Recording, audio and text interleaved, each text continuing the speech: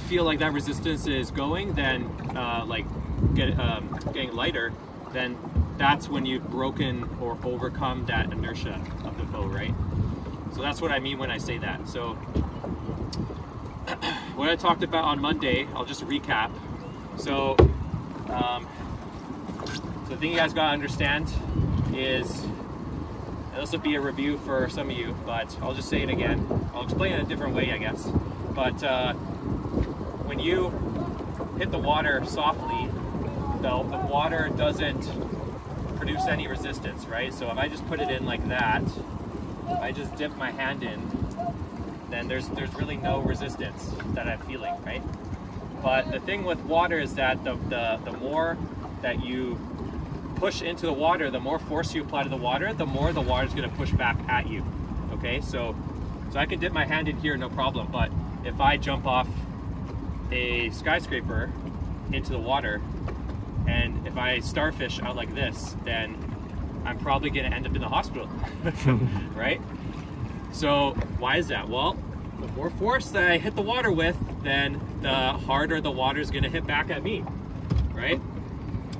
Now, how is this applicable to paddling? Well, if you just have your paddle in like that, and if you do like a really light stroke like that, okay, you're not really going to feel that much, okay?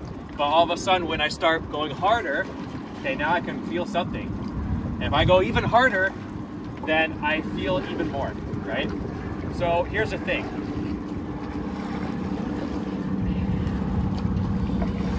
So there's a certain point where there's so much resistance, you go so hard that stuff starts breaking, right? So you start bending, you start punching, you start arming it, right? There's a certain point where it's too much resistance for your frame to handle, and then that's when you lose that connection, right?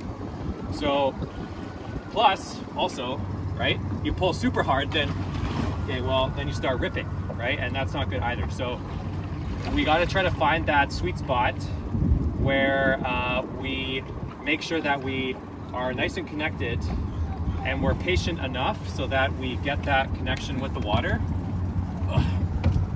but also so that we don't sacrifice aggression and power, right? So it's really easy to be connected and take like 10% strokes, right? Well, that's not good for the start, obviously, right? So we got to try to find that Goldilocks zone, right? Where we got the connection, we also have the aggression and the power, right? So that's what I want to focus on now, okay? So just think about this, okay? So power takes time, okay? If you just try to go into a car and you just step on the gas, and you press the gas all the way down, your car is gonna do weird stuff, okay? You're not just gonna suddenly go forward cleanly, right? Your car is gonna kind of jolt, right?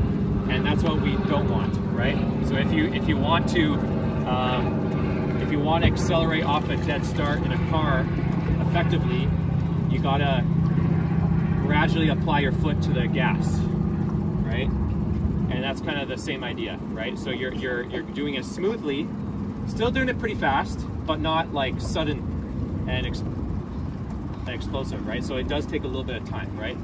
So let's try to find that sweet spot, all right? So let's do